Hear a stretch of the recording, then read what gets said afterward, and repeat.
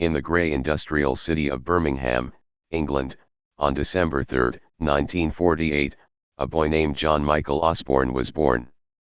Nobody in his poor working-class neighborhood could have guessed that this boy would one day be known to the world as Ozzy Osbourne, the Prince of Darkness. Life at the beginning was not easy for him. His family was large and money was always short. His father worked hard in a factory and his mother also did long hours just to keep food on the table. The small house where Ozzy grew up was crowded, noisy, and filled with the struggle of survival. As a child, John did not stand out as special. In fact, he struggled badly in school. He suffered from dyslexia, which made reading and writing very difficult for him. Teachers called him lazy, classmates teased him, and he often felt he did not belong. He later admitted that school made him feel stupid and useless, and he carried that pain deep inside. He found comfort in other things, like listening to the radio, where music gave him a sense of escape from his hard reality. He became obsessed with the Beatles, and after hearing their song She Loves You, he knew in his heart that he wanted to become a musician.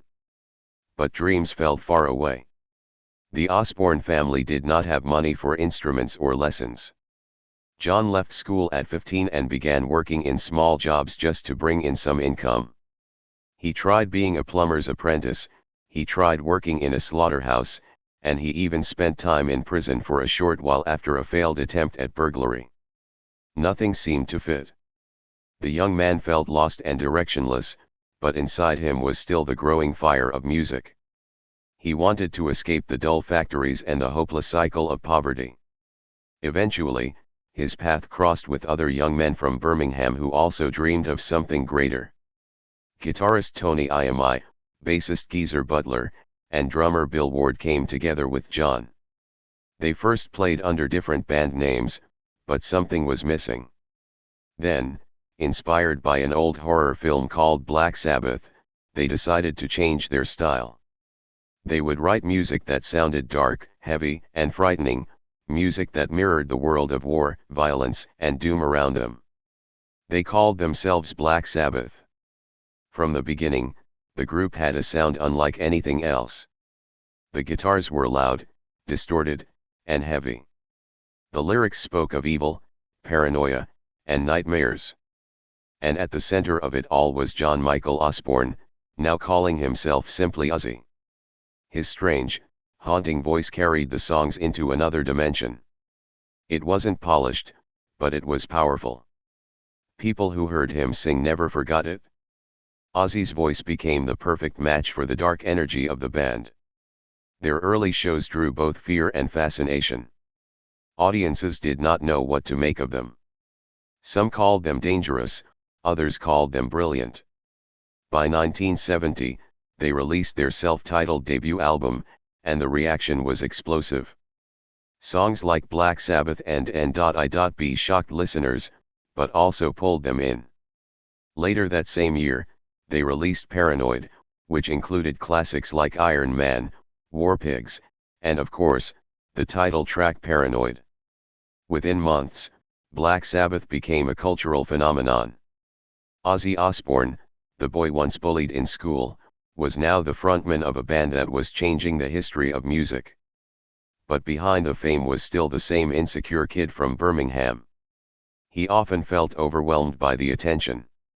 He wasn't trained as a professional singer, and he sometimes doubted if he even deserved the success. But when the lights hit the stage and the music began, all those doubts vanished. For a few hours, he became larger than life. By the early 1970s, Black Sabbath were on top of the world. They toured across America and Europe, selling out stadiums and shocking parents everywhere. Their dark image and heavy sound made them symbols of rebellion. For young people, they were heroes. For the establishment, they were dangerous. The media called their music the devil's work, and that only made them more popular. Ozzy himself leaned into the image, wearing crosses, capes, and strange outfits, letting people believe he was the Prince of Darkness. Yet away from the stage, Ozzy was already facing the battles that would haunt him for decades. The constant tours, the money, the fame, it all came with drugs and alcohol. Every day was a blur of drinking and wild behavior. He often said that he was shy and insecure in normal life, but when he was drunk or high, he felt confident and unstoppable. It was his way of escaping his fears, but it was also the beginning of a dangerous cycle that would eventually threaten his life and his career. Still, during these early years, the story of Ozzy Osbourne was one of unstoppable rise. He was living the dream that once felt impossible. From the streets of Birmingham to the world's biggest stages, his journey had already taken him farther than he could ever imagine. But little did he know, the darkest chapters of his life were still ahead. For now, he was a star, the unlikely hero of heavy metal, the voice of a generation, and the man the world was starting to call the Prince of Darkness. By the early 1970s, Black Sabbath had gone from unknown musicians in Birmingham to one of the biggest and most controversial bands in the world. Their sound was heavy, dark, and different from anything people had heard before. They were not just playing rock, they were creating an entirely new style of music that the world would later call heavy metal. Fans either loved them or feared them, but everyone was talking about them. The band's second album, Paranoid, was released in 1970 and turned them into superstars almost overnight. Songs like War Pigs, Iron Man, and the title track Paranoid became anthems. They captured the anger, confusion, and fear of a generation living under the shadow of war and social unrest. While other bands sang about peace and love, Black Sabbath sang about madness, destruction, and darkness. Ozzy's unique, eerie voice became the symbol of this new sound. His voice carried both fear and power, and people could not ignore it. But success brought new problems. The members of Black Sabbath were still young men in their early 20s, and they suddenly had fame, money, and freedom that they had never imagined. Their tours were long and exhausting, but offstage, life turned into a blur of wild parties, alcohol, and drugs. Ozzy especially struggled. He had already been drinking heavily before fame, but now he had unlimited access to everything he wanted. For him, alcohol and drugs were not just for fun, they became a way to cope with the pressure and his deep insecurities. On stage, Ozzy was electric. He was unpredictable, wild, and magnetic. Crowds couldn't take their eyes off him. He wore crosses and dramatic outfits, creating the image of the Prince of Darkness. Parents and religious groups protested their shows, calling them dangerous and evil. But that only made the fans love them more. Young people felt that Black Sabbath spoke to their fears and frustrations in a way no other band did. The more society tried to ban them, the bigger they became. Still, behind the success, tension was growing inside the band. Fame had changed everything. Money started to cause arguments. The endless touring wore them down. And the drugs and alcohol made it worse. Ozzy was often late, sometimes too drunk or high to perform, and this frustrated his bandmates. But at the same time, his voice and presence were a huge part of their identity. Without Ozzy, Black Sabbath didn't feel the same. The others knew it, but they also knew his lifestyle was dragging the band into chaos. Despite these struggles, Black Sabbath continued to create legendary albums. Master of Reality in 1971, Volume 4 in 1972, and Sabbath Bloody Sabbath in 1973, all of them solidified their place in rock history. Each record pushed the boundaries of heavy music, and each tour grew bigger and louder. Ozzy, though often struggling to keep control of his personal life, gave unforgettable performances. When the lights came on and the music started, he transformed. For those hours on stage, he was not John Osbourne, the insecure kid from Birmingham. He was Ozzy, the voice of heavy metal. But the cycle of success and self-destruction only grew worse. The fame felt like a dream come true, but it also became a prison. The lifestyle was brutal. Days blurred into nights. Shows blurred into hangovers. Ozzy himself admitted that during those years, he often didn't even know what city he was in. He was living on the edge every single day, and no one around him seemed able to stop it. By the mid-1970s, cracks in the band could no longer be ignored. Conflicts over music direction, personal differences, and constant drug use made it harder to work together. Ozzy felt pulled in different directions. He loved the band, but he was lost in his addictions. He was both the heart of Black Sabbath and its biggest problem. The more famous they became, the more isolated Ozzy felt. Fans saw him as a god of heavy metal, but inside, he was still the same insecure boy who doubted himself. The alcohol and drugs were his escape, but they also made him unreliable. His bandmates grew more frustrated. They wanted stability, and Ozzy was anything but stable. Yet, even in this chaos, the legend of Ozzy Osbourne was being born. His wild behavior, his outrageous performances, and his strange, haunting voice all added to his reputation. People began calling him not just a rock singer but a dark force, a mysterious figure who seemed almost supernatural. The name Prince of Darkness began to stick. Ozzy himself often laughed at it, admitting he was more confused and clumsy than evil. But the world loved the myth, and the myth was growing stronger. As the 1970s moved forward, the tension in Black Sabbath reached breaking point. The band had given the world some of the most powerful albums in rock history, but inside they were falling apart. Ozzy's addictions were no longer just a problem, they were a threat to the band's very survival. Something had to give.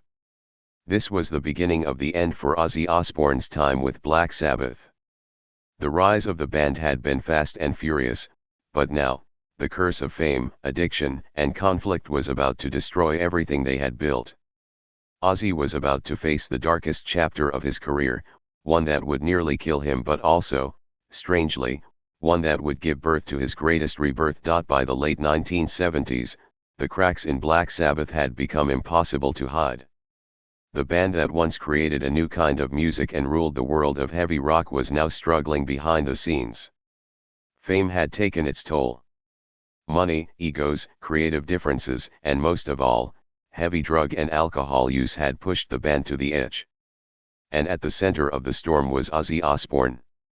Ozzy had always been the heart of the band's image. His strange, haunting voice and his wild energy on stage gave Black Sabbath its soul. But outside the spotlight, he was falling apart. The years of endless drinking and drug use had turned him unreliable. Sometimes he showed up late for rehearsals. Sometimes he didn't show up at all.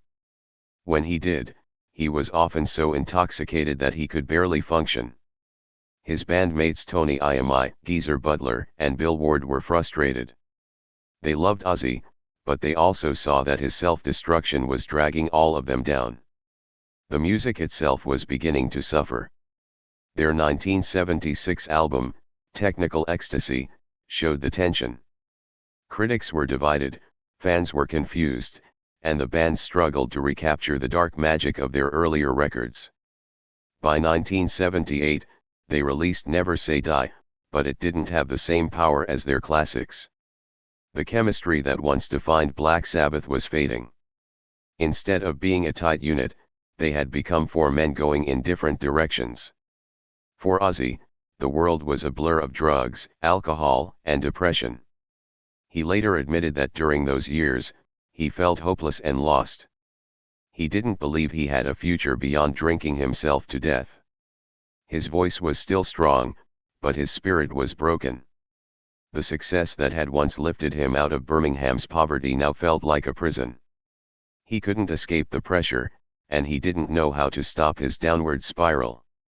The breaking point finally came in 1979. After months of struggling to get work done in the studio and constant tension during tours, the other members of Black Sabbath decided they couldn't go on with Ozzy anymore. Tony Iommi, the guitarist and leader of the group, made the difficult decision. Ozzy Osbourne, the face and voice of Black Sabbath, was fired. For Ozzy, the news hit like a death sentence. Black Sabbath wasn't just a band to him, it was his family, his identity, and his chance at a better life. Without it, he felt completely lost. When they told him he was out, he went into shock. He locked himself in a hotel room in Los Angeles and disappeared from the world. For weeks, he stayed there, drinking constantly, barely eating, and sinking deeper into despair. He later said that at that time, he thought his life was over. He was convinced his career in music was finished. The once unstoppable Prince of Darkness had hit rock bottom. He was unemployed, addicted, and alone. In his mind, he had blown the greatest opportunity he would ever get. He remembered the poor streets of Birmingham where he came from, and he feared he was heading right back there. Worse than that, he feared he might not survive at all. But while Ozzy felt like everything was ending, fate was preparing something else for him. During this low point, he met Sharon Arden, the daughter of music manager Don Arden. Sharon saw something in Ozzy that even he couldn't see in himself. Where others saw a hopeless drunk, she saw an artist who still had a powerful voice, a unique presence, and a story that wasn't finished yet. She pushed him to get up, to fight back, and to take control of his own career. At first, Ozzy resisted. He was drowning in addiction and depression, and he didn't believe in himself anymore. But Sharon refused to give up. Slowly, she convinced him to try again. She became not only his manager but also his partner, his protector, and eventually, his wife. This partnership would change the course of his life forever. But in 1979, that rebirth was still in the future. In that moment, all the world saw was the fall. The boy from Birmingham who helped invent heavy metal had lost everything. He was a broken man, a fallen star, a singer who seemed destined to vanish into the shadows of his own addictions. What Ozzy could not know was that being fired from Black Sabbath, though it felt like the end, was actually the beginning of his greatest chapter. He would rise again, and this time, he would not just be part of a legendary band. He would become a legend on his own. The fall of Ozzy Osbourne from Black Sabbath was dramatic, painful, and humiliating. But it was also the moment that forced him to confront himself. Sometimes, the darkest fall is what creates the chance for the brightest rise. Ozzy's next step would prove that even when everything seems lost, there is still a way back. After being fired from Black Sabbath in 1979, Ozzy Osbourne's life seemed to have ended. He was broken, drowning in alcohol, and locked away in a hotel room in Los Angeles, convinced he had nothing left. For weeks, he lived in darkness, shutting out the world. To him, the music, the fame, the fans, it was all gone. He thought he had lost the only thing that gave his life meaning. But fate had another plan. Enter Sharon Arden, the daughter of powerful music manager Don Arden. Sharon had already known Ozzy through her father's work, and unlike everyone else, she believed in him. Where others saw a man ruined by addiction, she saw a rare voice, a true performer, and a person who could rise again. Sharon refused to let him fade into nothing. She became his support, his motivator, and soon, his partner in life. Slowly, Sharon helped Ozzy put his life back together. It was not easy. He was still fighting his demons, still dependent on alcohol and drugs, still insecure about his worth. But Sharon pushed him toward the studio and toward the stage. With her guidance, Ozzy began to rebuild himself. He wasn't just going to survive, he was going to reinvent himself as a solo artist. At first, the idea seemed impossible. Ozzy had been the voice of Black Sabbath, but without the band, could he stand on his own? Even he wasn't sure. But he decided to try. Sharon helped him gather a new team of musicians, and together they began writing and recording. Out of this effort came one of the most important albums in rock history, Blizzard of Ozz. Released in 1980, the album shocked everyone.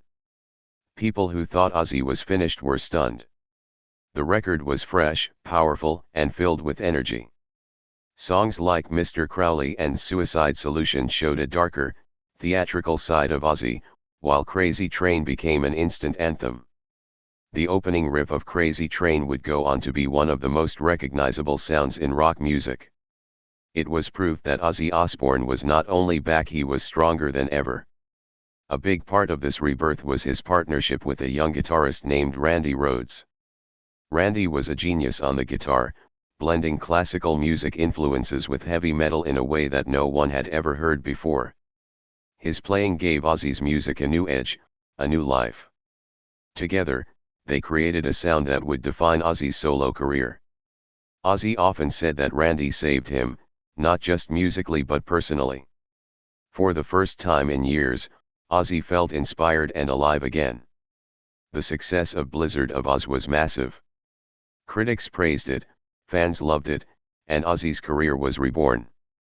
Tours sold out, the records climbed the charts, and suddenly the man who had been fired from Black Sabbath was bigger than ever. The world was reminded why they loved Ozzy in the first place: his unique voice, his wild energy, and his ability to turn darkness into something unforgettable. But with success came new challenges. Ozzy was still battling his personal demons. The alcohol and drugs were still there, always lurking in the background. Fame once again brought chaos, and Ozzy's unpredictable behavior only fueled his legend. Yet this time, he had Sharon by his side. She worked tirelessly to keep him focused, to protect him from himself, and to manage his career. Their relationship was intense, sometimes stormy, but it was also the foundation of his survival. During this time, Ozzy's image as the Prince of Darkness grew stronger than ever. His stage shows became famous for their outrageous theatrics.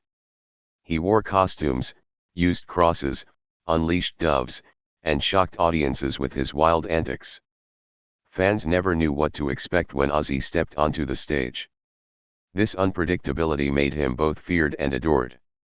The stories spread quickly, some true, some exaggerated, and the myth of Ozzy Osbourne became larger than life.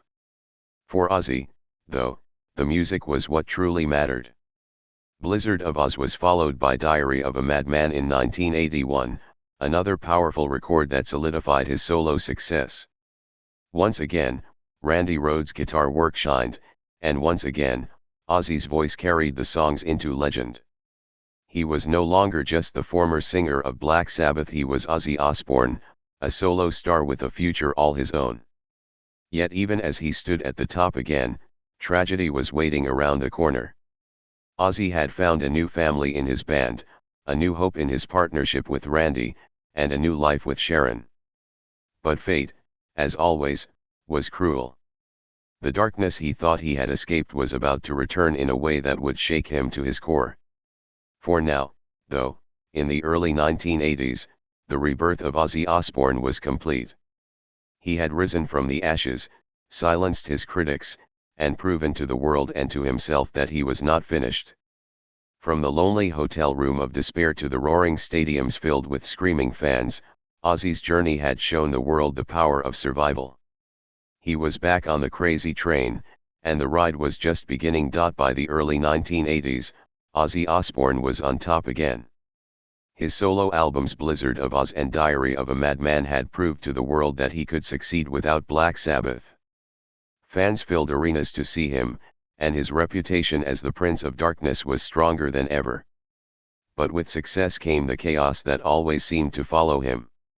His life in those years was a mixture of triumph and tragedy, of unforgettable moments and unbearable loss. One of the most infamous moments in Ozzy's career happened on January 20, 1982, during a concert in Des Moines, Iowa. The show was already intense, the crowd wild with excitement. In the middle of the performance, a fan threw something onto the stage. At first, Ozzy thought it was just another prop, maybe a rubber toy. Without hesitation, he picked it up and bit into it. But this was no toy. It was a real, live bat. The crowd screamed in shock as Ozzy realized what had just happened. The story exploded across the world. Headlines called it shocking, disgusting, and unbelievable. For Ozzy, it became part of his legend. He was horrified when he realized the truth, but at the same time, he leaned into the madness of his image. The bat-biting incident became one of the most famous moments in rock history, cementing his status as the ultimate wild man of heavy metal. From then on, he would forever be linked to that night in Iowa. But while the bat incident made Ozzy infamous, the real story of his life in 1982 was not about shock, it was about heartbreak.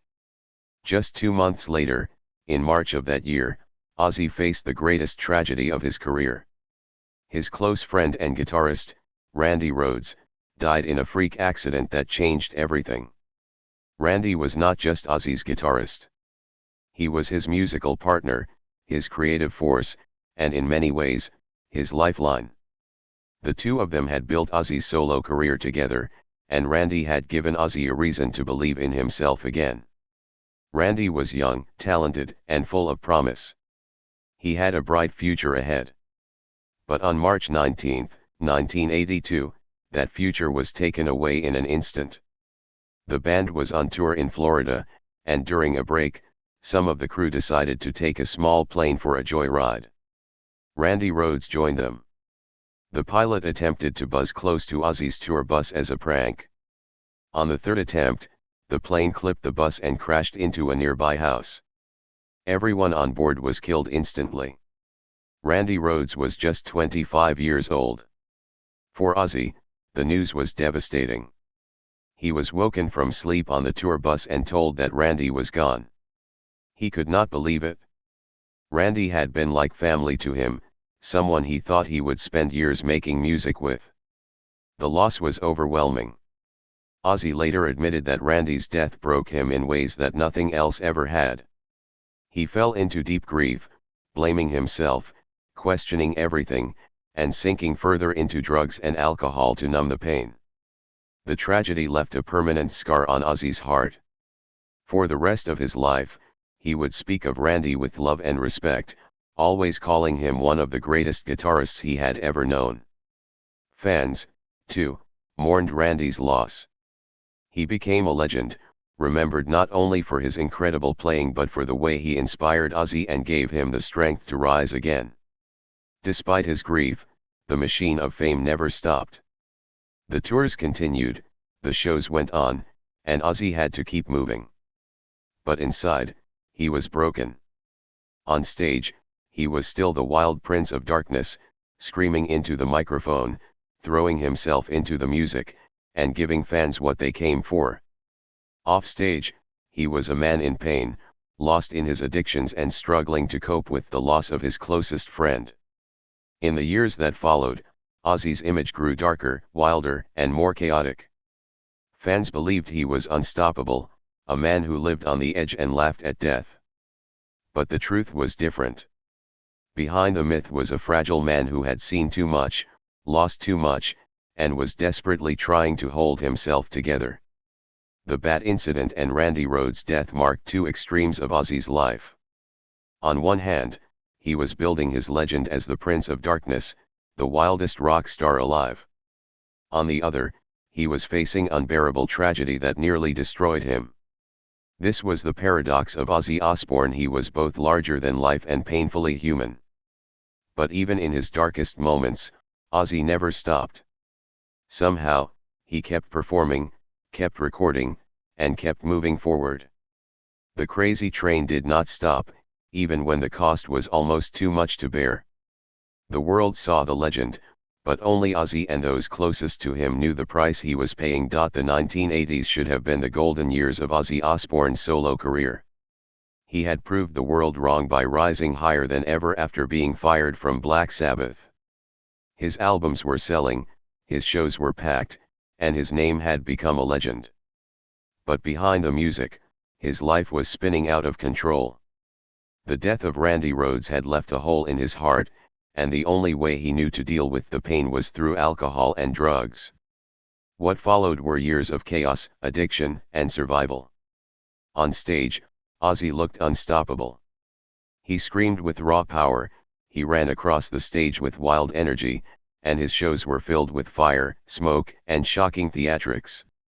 Fans saw the Prince of Darkness, the man who had bitten the head off a bat, the man who seemed larger than life.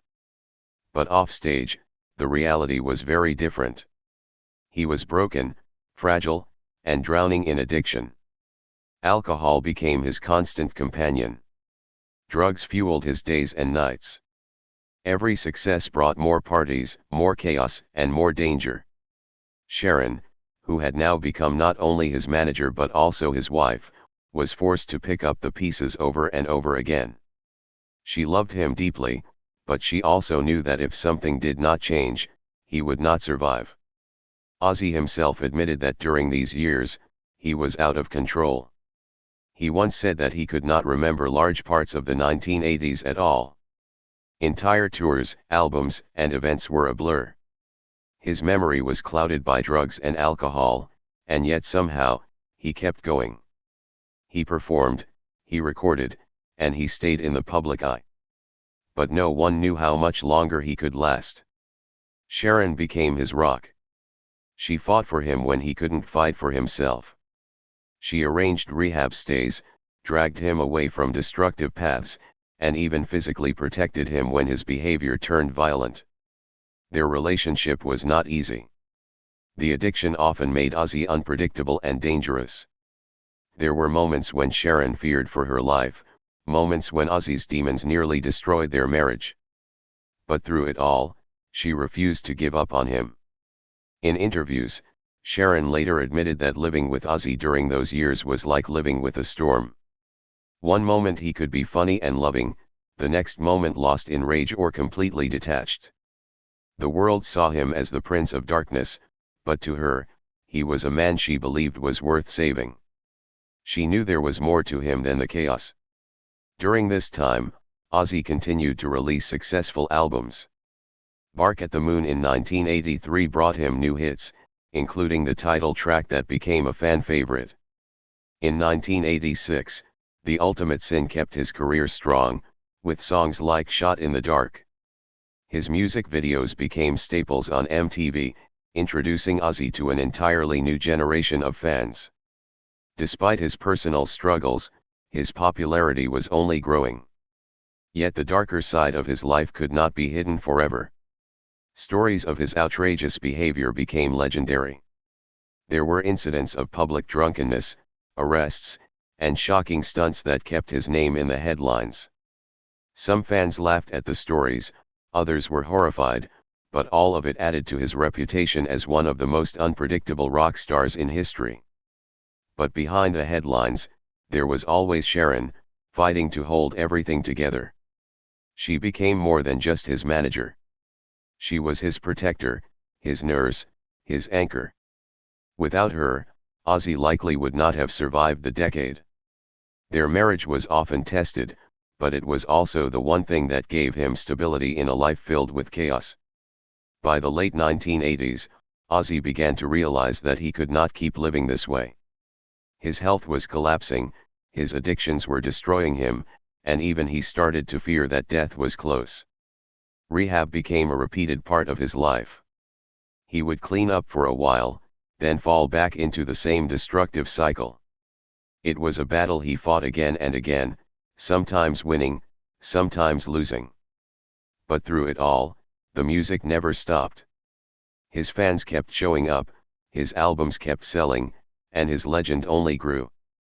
The more he stumbled, the more people seemed to believe in his survival. Ozzy had become more than just a rock star. He had become a symbol of chaos and endurance, a man who refused to disappear no matter how many times he fell. The 1980s ended with Ozzy still standing, though barely. He was alive, but at great cost.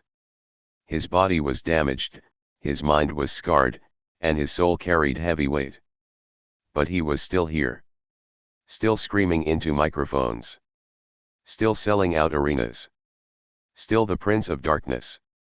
What no one could have predicted was that the 1990s would bring a new chapter. The man who had spent 2 decades shocking the world would soon find himself in an entirely new role, one that no fan could have imagined. The Prince of Darkness was about to become the most unlikely star of reality television. The 1990s were a strange time for Ozzy Osbourne. After 2 decades of wild tours, drugs, and chaos, many people thought his career would finally slow down. Rock music itself was changing. Grunge bands like Nirvana and Pearl Jam had taken over the charts, and younger artists were stealing the spotlight. But Ozzy Osbourne refused to disappear.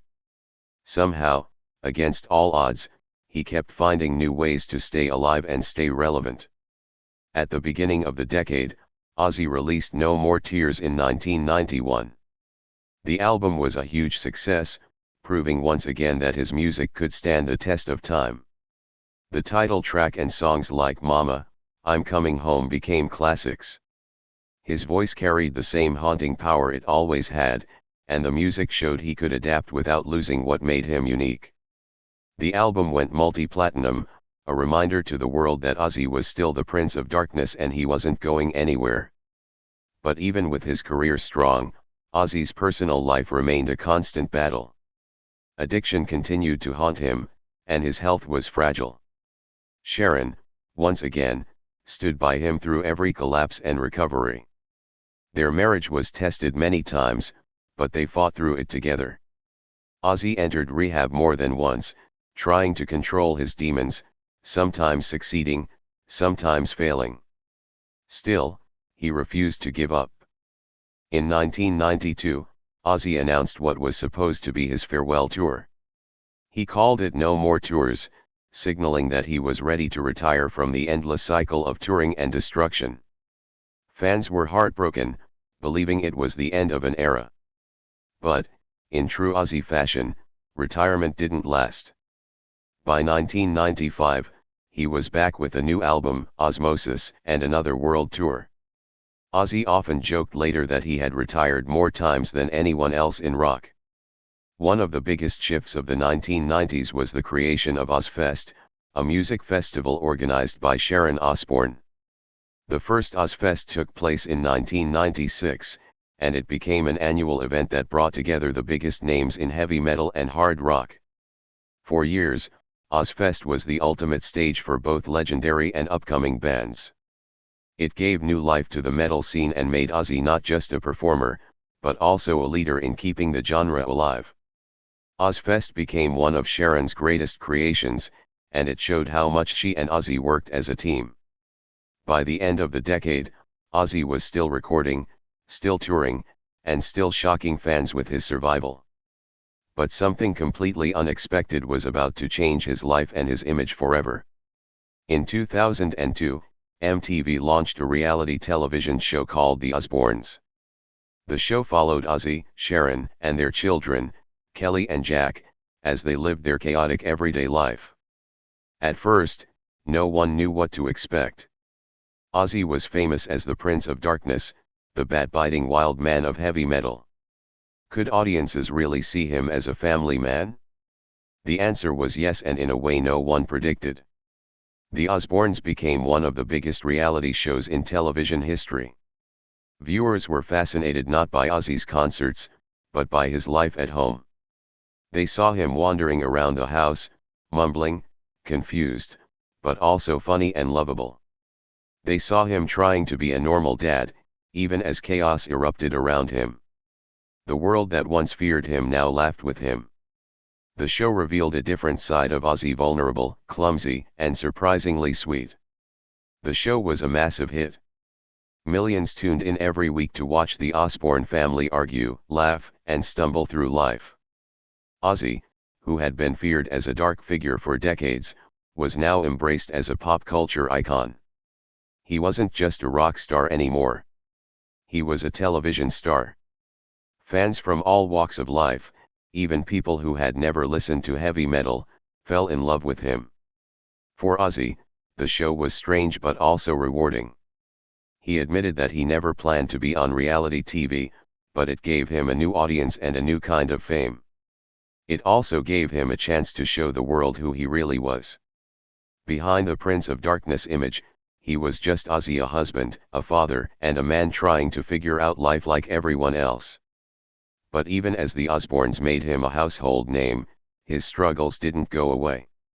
Addiction, health scares, and personal conflicts continued to follow him. The difference now was that the world could see both sides of Ozzy, the legend and the man. Fans realized he wasn't just a rock god. He was human, and that made them love him even more. By the end of the 1990s and into the early 2000s, Ozzy had done the impossible once again. He had survived when no one thought he could. He had reinvented himself, not just as a rock star, but as a cultural icon. The boy from Birmingham who once dreamed of being like the Beatles was now one of the most famous and enduring figures in music and television. The Prince of Darkness had become the star of reality TV, and the world couldn't get enough. But while the cameras showed laughter and family drama, Ozzy's private battles were far from over. The years ahead would bring even more challenges that tested not only his body but also his spirit. By the time the world had embraced Ozzy Osbourne as both a rock legend and a reality TV star, it seemed like nothing could bring him down. He had survived decades of chaos, addiction, and tragedy, and somehow, he was still standing. To fans, Ozzy looked unstoppable, like a man who could cheat death over and over again. But behind the scenes, his body was paying the price. Years of addiction, constant touring, and reckless living had taken a heavy toll. The Prince of Darkness was beginning to face battles that no fame or music could shield him from. Addiction had always been Ozzy's shadow. Even as he made people laugh on the Osbournes and inspired crowds with his music, he was still fighting the same demons he had struggled with since his early days in Black Sabbath. Alcohol and drugs had followed him everywhere, sometimes in small doses, sometimes in destructive waves. Rehab became a revolving door. He would check in, get clean for a while, and then relapse. Sharon stood by him through it all, sometimes losing patience, sometimes breaking down, but never walking away. For Ozzy, the fight was never just about substances, it was about fear, pain, and insecurity. He admitted many times that he didn't know how to face life without some kind of escape. Fame didn't make him feel stronger. It often made him feel smaller, more fragile, and more afraid. Drugs and alcohol gave him courage, but they also chained him to a cycle he couldn't break. And yet, addiction wasn't the only battle he faced. His health began to collapse in ways that shocked even him. In 2003, Ozzy had a terrible accident at his home in England. He crashed an all-terrain vehicle and was left with a broken collarbone, 8 fractured ribs, and a damaged neck vertebra. For weeks, he lay in a hospital bed, his life hanging by a thread. Doctors feared he might not survive. Sharon, once again, never left his side. Against the odds, Ozzy pulled through. He joked later that even death didn't want him, but the truth was no joke. The accident had nearly killed him. The years that followed brought more scares. In 2007, Ozzy revealed that he had been diagnosed with Parkinson's disease, a condition that affects the brain and nervous system. At first, he kept the details private, not wanting the world to see him as weak. But eventually, he admitted that the disease was real and that it made every day a struggle. His body shook, his movements slowed, and he often felt trapped inside himself.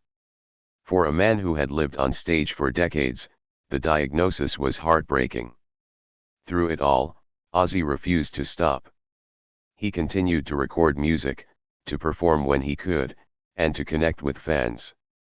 His body was weak, but his spirit still carried the fire of survival. Fans who came to his shows saw a man who refused to give in, even when life had given him every reason to quit. That defiance became part of his legend. But there were darker moments, too. Times when his health scares, combined with his addictions, nearly ended everything.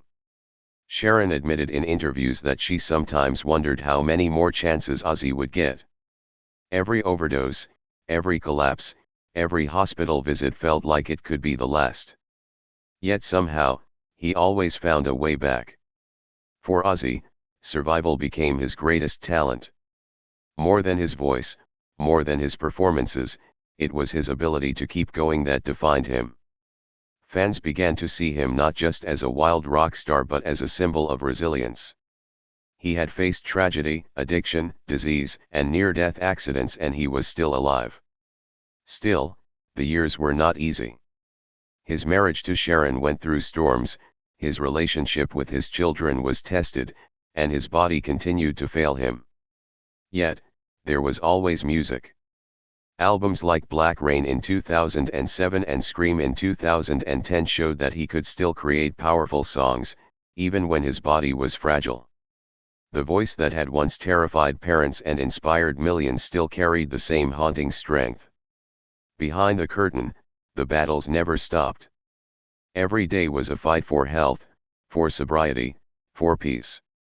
Ozzy often said that he wasn't proud of all the mistakes he made, but he was proud that he never gave up. The world had watched him stumble, fall, and rise again more times than anyone could count. Each time he survived, the legend of Ozzy Osbourne grew. By the late 2000s and early 2010s, Ozzy was no longer just a rock star. He had become a survivor, a man whose very existence seemed to defy logic. The boy from Birmingham who once thought he would never escape poverty was now one of the most recognized figures in the world. But survival always came at a price, and the years ahead would test him in ways even he could not imagine. By the 2010s, Ozzy Osbourne was no longer just the Prince of Darkness. He was a living legend, a man who had survived more than most people could imagine. For decades, the world had watched him fall and rise again. Every time it looked like he was finished, he came back. And now, in his later years, his story took on a new meaning. Ozzy was not only a rock star, he had become a global icon. The world had changed since Ozzy first screamed into a microphone with Black Sabbath in the 1970s. Heavy metal was no longer shocking the way it once had. Music trends came and went, but Ozzy remained. Fans who had grown up listening to Paranoid were now bringing their children and even grandchildren to his concerts. His songs had become part of history, and his voice was still recognized everywhere. In 2011, Black Sabbath announced a reunion. After decades of ups and downs, the original members came back together for tours and new music. The reunion was emotional for fans and for the band themselves. It was proof that, despite all the conflicts and struggles, the bond they had formed in Birmingham all those years ago could never be broken. The tours were massive successes, drawing huge crowds and reminding the world why Black Sabbath had changed music forever. At the same time, Ozzy's life as a television personality continued to grow. After the huge success of the Osbournes in the early 2000s, the family remained in the spotlight. Sharon became a television star in her own right, appearing on talent shows and talk shows. Kelly and Jack built their own careers, often with Ozzy cheering them on. The Osbourne family had become a brand, a symbol of rock and roll chaos mixed with strange, relatable family life. Even in his 70s, Ozzy kept surprising people. He made guest appearances on shows, lent his voice to animated projects, and collaborated with younger artists. He proved that his influence reached far beyond heavy metal. Rap, pop, and electronic artists all admitted they had been inspired by him. His voice, his image, and his story became part of global culture. But while the public saw the legend, the private battles continued. His Parkinson's disease made life difficult. His body was weaker, and every performance required more strength than before. Still, he refused to give up. In interviews, he admitted he was afraid of the disease, afraid of slowing down, but he always added that music gave him a reason to keep fighting. He didn't want to be remembered for his illness, he wanted to be remembered for his music. In 2020, Ozzy released the album Ordinary Man. It was emotional and raw, filled with reflections on his life and career. Collaborating with artists like Elton John and Post Malone, the album showed that even after 50 years in the business, Ozzy could still surprise his fans. The songs felt like a look into his soul, a man who had lived through madness but was still standing. For many, it was a reminder that Ozzy was not just a survivor, but a storyteller whose life had touched millions. His legacy became clearer with each passing year. Ozzy Osbourne was more than just a singer who shocked people with bats and crazy antics. He was a poor boy from Birmingham who rose to the top of the music world, who created a genre, who survived tragedy, and who turned his flaws into part of his legend. He was a man who showed the world that even the most broken people could still find strength, still inspire, and still create. The unexpected twist of his later years was not only that he was still alive, but that he was still loved. Fans adored him not just as the Prince of Darkness, but as Ozzy, the man who stumbled, mumbled, and laughed his way through life. He was no longer feared. He was cherished. People saw him as proof that humanity, with all its mess and mistakes, could endure. As he moved through the 2010s and into the 2020s, Ozzy's legacy became untouchable. He had created some of the greatest songs in heavy metal. He had survived more tragedies than most could imagine. He had built a family, a career, and a myth. He was not only part of music history, he was music history. Yet, even with all the awards, fame, and recognition, Ozzy never stopped being himself. He often joked that he couldn't believe people still cared about him. He laughed at the idea of being a legend. In his mind, he was still the same kid from Birmingham, just trying to get by, just trying to make people feel something with his voice. In truth, that was his greatest gift. Ozzy Osbourne, the Prince of Darkness, the Bat-Biter, the reality TV star, the survivor, he was real. He never hid his flaws, and that honesty made him timeless. His later years were not just about survival. They were about legacy. And his legacy was now bigger than he ever imagined. By the time Ozzy Osbourne reached his 70s, his place in history was secure. He was no longer just the frontman of Black Sabbath, no longer just the wild solo star who bit the head off a bat, no longer just the reality TV dad who made people laugh. He had become something bigger. Ozzy Osbourne was a symbol, a man who had lived through chaos, darkness, and tragedy, but had somehow found a way to keep going. His story had become more than music. It had become about survival. Fans across the world looked at Ozzy and saw hope. He was proof that even the most broken people could rise again. He had fallen so many times, battled addiction, lost friends, nearly lost his own life, and yet every time, he came back. For generations, Ozzy became a reminder that life is messy, painful, and often unfair, but it is also worth fighting for. His voice, his music, and his very existence carried that message. In his later years, Ozzy often spoke about his gratitude. He knew he had made mistakes. He knew he had hurt people, especially himself, along the way. But he also knew he had been given countless second chances. Sharon, his children, his fans, they had all kept him alive in their own way. He admitted openly that he would not have survived without them. That honesty only made people love him more. The awards and honors continued to come. Ozzy was inducted into the Rock and Roll Hall of Fame with Black Sabbath. He received a Grammy Lifetime Achievement Award. Streets, statues, and stages were named in his honor. But for Ozzy, none of those things mattered as much as the fans who still came to see him. Every time he stepped on stage, whether in front of thousands or millions watching online, he felt that connection. That was what had driven him since the day he first heard the Beatles on the radio as a child in Birmingham. Music gave him life, and sharing it gave him purpose. But age and illness could not be ignored. Parkinson's disease slowed him down. Accidents and surgeries left him weaker. There were times when he admitted he did not know if he could perform again. The world worried each time rumors spread that Ozzy might retire for good. But he always fought back. Sometimes he returned with new music, sometimes with a surprise performance, sometimes with just a few words that reminded everyone he was still here. The crazy train never truly stopped. Even when he could no longer tour as before, Ozzy's influence continued to grow. Younger artists called him their hero. Fans across genres from metal to pop to hip-hop spoke about the way his music and his story inspired them. He was no longer just a figure of rebellion.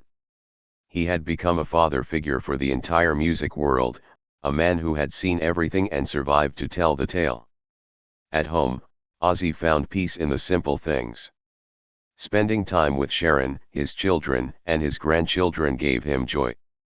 The cameras no longer followed him everywhere, but when they did, fans still laughed at his mumbling humor and cheered at his stubborn refusal to quit. He had lived long enough to see himself loved not for the myth, but for the man he truly was. The legacy of Ozzy Osbourne is more than songs, more than scandals, more than shocking headlines. His legacy is survival. It is the story of a poor boy from Birmingham who dreamed of being a musician and ended up changing music forever. It is the story of a man who fell again and again, but never stayed down. It is the story of someone who became larger than life, but never forgot that he was just Ozzy. In the end, that is what makes him timeless.